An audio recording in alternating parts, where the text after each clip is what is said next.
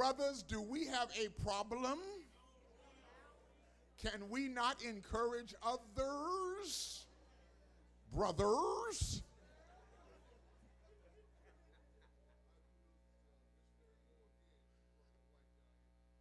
All right, all right. Kudos. No, it's not too late. Go ahead.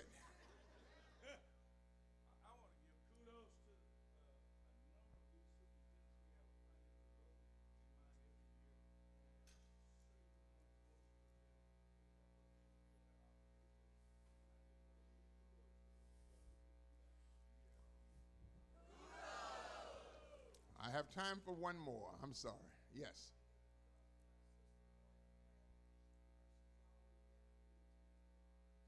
Thank you. Kudos to her. Now, there were two people that stood up. You're the last two. Yes. Elder Shan? Uh-huh. The youth department?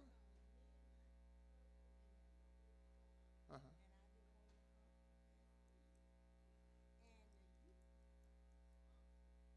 You gonna make us cry? Stop. Don't say nothing else. You gonna make us cry. Oh, my God. Kudos. Oh, my. Does that get you right here? Oh, my. No, you can't talk no more. We can't take no more from you. No. No. That's it. That's it. You next. You going to make me cry and I can't finish my lecture. Come on.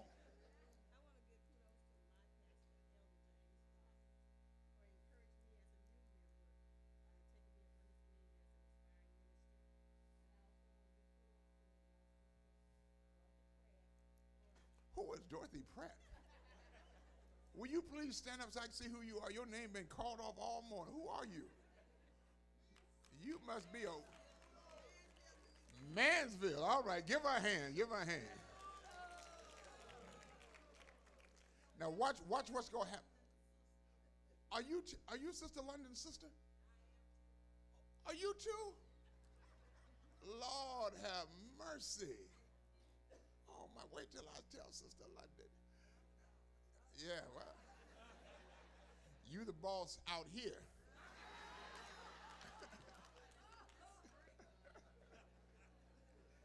Oh, my goodness. That is absolutely wonderful. Now, here's what you got to watch for. This does have it can backfire.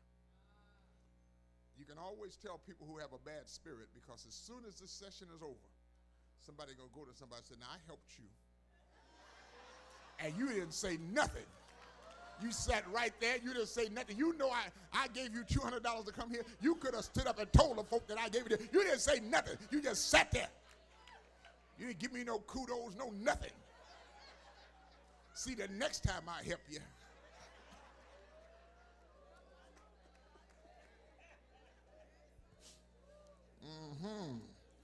There is a backside to that. Everybody say with me, if I didn't call your name, I just want to say,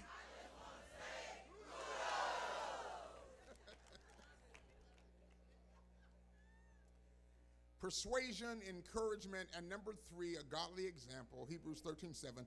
Remember them which have the what? Rule over you, who have what? Spoken unto you the word of God, whose what? Faith follow, considering the end of their conversation or their lifestyle. Okay? And how important it is that we are on that page. Amen? In the old leadership paradigm, people followed leaders because of the position they occupied in society or in the church. And if you had that title, there was just a certain respect that went with that. All we had to know was he was the pastor. Yes, pastor. He didn't have to have meetings or nothing. He didn't have to worry about no boards or nothing. He just stand up and say, what are you going to do? And everybody said yes. All right, pastor said so-and-so. Pastor said so-and-so. All right? And we just had that kind of respect. All right? But today, all right? Not saying that people don't have respect. But the paradigm has changed. All right? In the new paradigm, people follow leaders because they have what? Earned their trust. I want you to look at somebody right directly in the eye. Do not let them look away from you, because you're going to ask them a very serious question. And how many people can tell by looking at folk when they're not telling the truth? How many people have a discerning spirit? You can just look at folk. You can just look at your son, not your husband, your son. Look at your son. Don't look at the bishop. The bishop always, he always tells the truth. You ain't gonna mess me up. I gotta get back to California.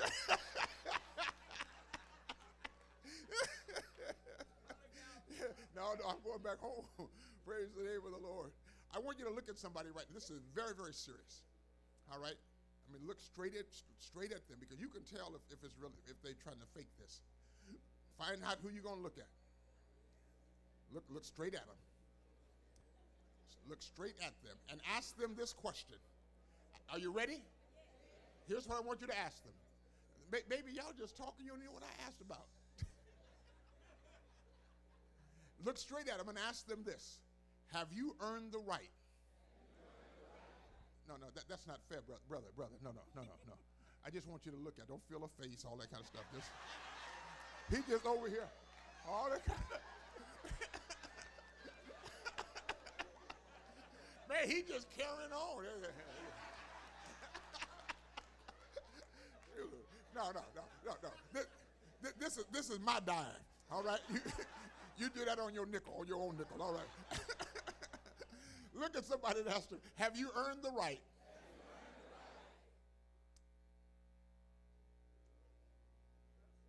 To be a leader. Have you earned that right?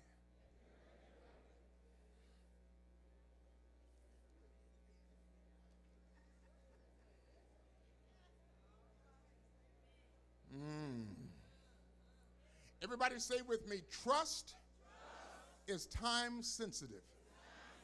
One more time. Do what? Trust is what? And it's measured in terms of integrity. That's a word we don't like anymore. It's measured in terms of what? Integrity. As a result of overwhelming examples of abuse and neglect of power, the time that people need to evaluate or grant permission to lead has grown what? Substantially. They used to, it didn't take but a few minutes, and you had all of our respect, and we'd follow you. But now, we're going to watch you a little longer. We're going to just, not that we don't trust you, we're just going to watch you a little bit longer. Are you with me? Subconsciously, followers say, show me who you are for real. In reality, you can tell them, but only time will what? Now, you got to underline that. That's one of my best lines right there. Praise God, my God. All right, you got to underline that. You got to underline that. That's so important. All right? In reality, you can tell them, but only time will what? Time is a great tool, or it can be an awesome weapon used against you. The more time you have, it gives you the privilege to demonstrate you deserve to be where you are. Or it offers people the opportunity to see. The longer they see you, the more they know you don't deserve to be there. Time is something, isn't it? And the longer you're there, it either says, boy, now that they need to be in that place. I can tell by the way they carry themselves, what they've done. And unfortunately, many of the things you do that prove you deserve to be there will never be spoken, will never be verbalized. People are watching when you don't know they're watching. Are you with me today? Now, what are the essentials for leadership credibility? How do you build credibility? All right, it's not just a title or a position. How do you build it? It's amazing how much we go through just to get a title, because we think the title brings us credibility. Influence is directly impacted by the leader's what? Credibility. Loss of credibility inevitably leads to a loss of influence, and an increase of credibility leads to a greater influence. It's amazing how long it takes to build credibility and how fast it can evaporate. You can spend 15 years building your credibility, building your influence, and in 10 minutes it's all gone. And influence lost is not easily regained. Oh, I lost my house. I said influence lost is not what? It's not easy to regain. Well, I messed up. All right, everybody forgive me. All right, where were we? All right, they're going to say we forgive you, but they're not going to follow you like they did before. Oh, I don't hear nobody today. They're not going to follow you like they did before. They're still there, but that fellowship has softened now. There were people that would run through walls for you before. They still with you, but they ain't running through no walls. Am I talking to somebody today? All right. It's just like you are the leader of an auxiliary, right? You're the leader of a group, all right? And they hear you talking about the pastor or the pastor's wife, and you're throwing off in your little leadership group during your little auxiliary meeting, and you throwing off on the pastor. But then you want all of your people that's with you to be loyal to you. But whatsoever a man soweth, that shall he what? You throw off if you want to, but it has softened the fellowship. Am I telling the truth? How many pastors come back to their local church and, yeah, I'm getting ready to get in trouble, and talk about the leadership of the jurisdiction of the national church, and then turn around and say, all right, I want everybody to stand. I want everybody to make a commitment of $200 for next so-and-so.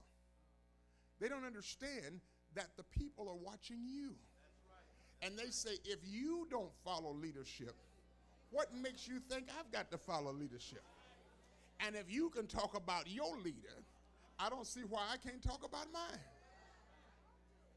Oh, I'm losing my house. But I'm talking about how you lose your credibility. I'm talking about how it goes right out the door. And some people will bait you by asking loaded questions and wait. It's like people talking about somebody and the person say, yeah? You know someone? Yeah, another thing they did. Another, do you know him? Say, yeah, that's my cousin. Praise the name of the Lord. And they just bait them right on in. And then they say, yeah, that's my cousin. Today I was riding over here in the car in the limo there. Wonderful young man, Brother Lawrence. Is he here? He's out. Oh, stand up, Brother Lawrence.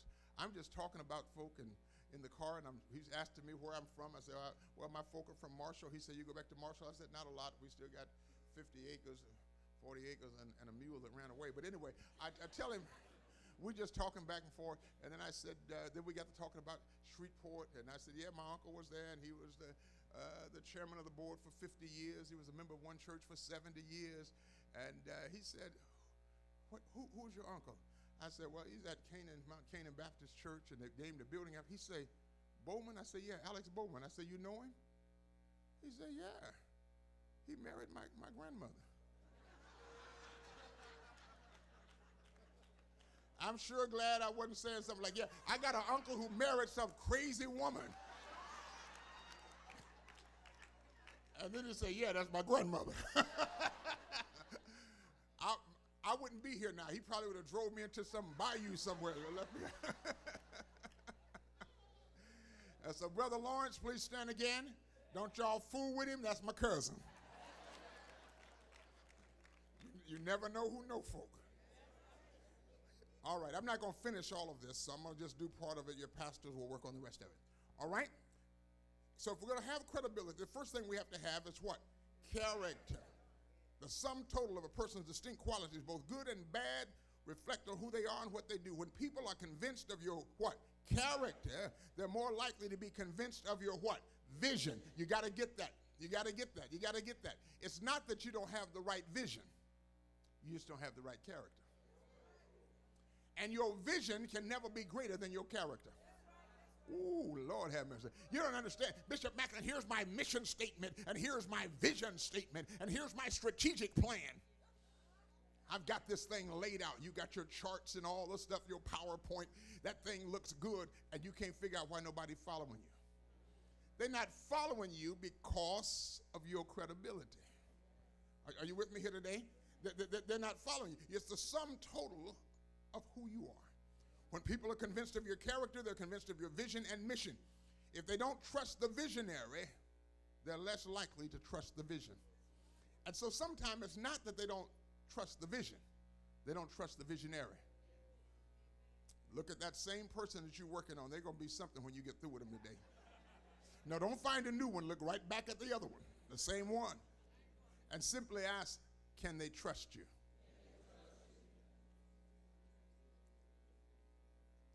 When you compromise your character, you compromise your leadership.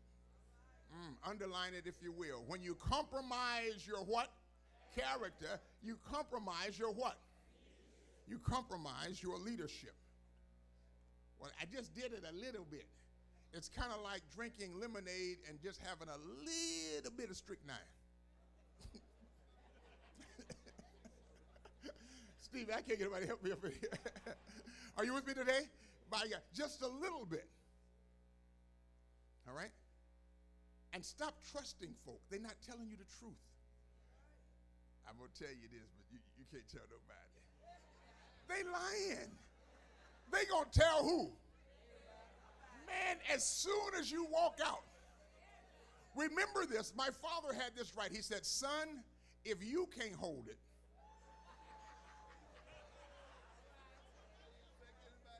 how you expect anybody else to? Well, now I'm going to trust you. You ain't going to tell nobody? No, I ain't going to tell nobody.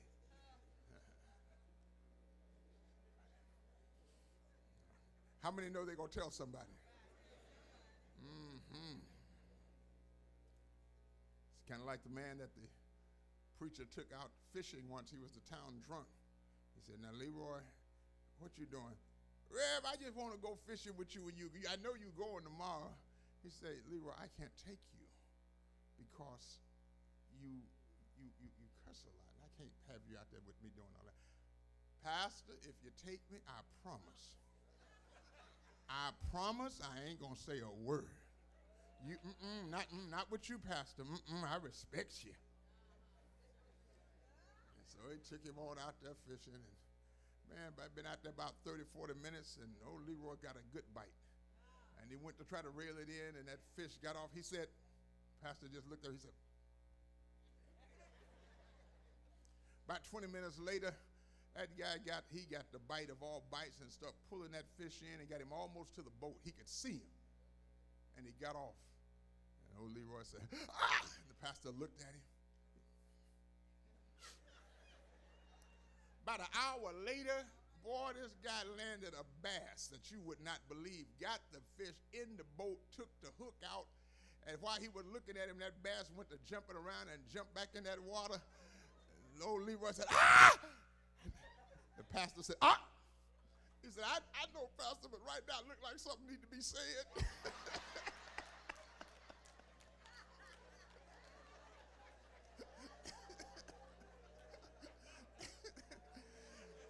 So when you tell folks stuff, they going to hold it until something what? And then they're going to say it. I know what I told you, but just look like something need to be said. I've listed some scriptures I will not take time to go through, but I want you to do that. All right? Underneath the people of character, I have just a few bullet points. People of character do what? Keep their word and promise. They tell the truth, are authentic, when somebody shares with you that you are leading and they share something with you and you turn around and tell it to the rest of the group, your credibility is finished. Not only won't they talk to you anymore, nobody else either, because they say if you did it to them, you do it to me. They are faithful and what? Available to people, and they what? They accept responsibility. Look back at the same person again. Do not say nothing this time. Just look at them. All right, now look back this way. All right, that's good.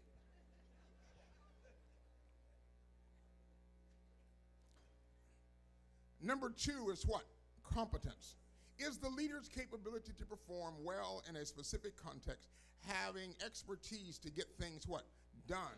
Competent leaders are what? gifted leaders, knowledgeable leaders, and what? Skillful leaders. Competence brings what? Personal confidence and public what? Credibility. Our gifts, knowledge, and skills what? Come from God. How many know that your gifts will make what? All right. And when spiritual and intellectual preparedness intersect with what? Opportunity, only then can God use you greatly. It's one thing for you to be given the position, but it's another thing for you to be prepared. Now, part of the problem is that a lot of people wait till they get there to get prepared. I'm losing my house up in here. All right? But if you want to be the leader, why don't you start preparing now? First of all, see if you can be a follower. See how faithful you can be at this level. And then take time to learn the subject matter. Are you with me today? If you're going to be, what do you have, ushers or ushers here? Y'all have ushers here. In certain parts of the country, we have ushers, but y'all have ushers. You can't be serious. No, come up and talk to me. You can't be serious. No, that ain't right. All right? Man, I haven't even did my introduction yet. I'm being cut off. For real? All right. I have to be a good follower. All right. I won't have time to finish this. Let me say to you that in all of this that you have, I want you to take your time and work your way through this. Is that all right? Take your time and work your way through confidence, composure, Christ-centeredness, all right? Celebrate grace, all right? Take your time, work through this. Go back, get with your leadership group at church, get with the auxiliary leaders in your church. If you're the head of hospitality, instead of just planning the next event, why don't you get together and spend maybe 15, 20 minutes of every meeting you're going to have and do something where you pour into people before you do something else? Is everybody with us now? Can you imagine having a deacon board meeting and before you discuss the finances, say we're going to have about 20 minutes, all right, of staff development. Everybody say staff development. And you can take this outline right here. This is enough for a year. You can take this outline and take just a little portion of it, and every time you meet, pour into them, and then let them talk together among themselves so they can self-discover. Is everybody with us now? Beware of illegitimate sources of influence and lack of integrity, faith, lack of patience. Go through all of it. This will bless you if you take time to work through all of this. Is that all right? All right, very good.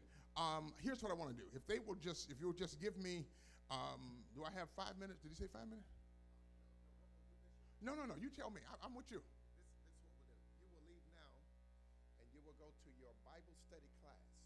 And today is one of the last big days for Bible study. We need some serious money. And then when you return from Bible study, Bishop Macklin will have ample time to finish where he stopped on this morning. All right. When you come back, I'm going to spend the last few minutes of my time when you get back talking about why you don't follow leaders who can't see. Now let's go to our classes and let's do a good job. Come on, Brother Gatlin, Brother Bishop. The bishop is going to give us some direction.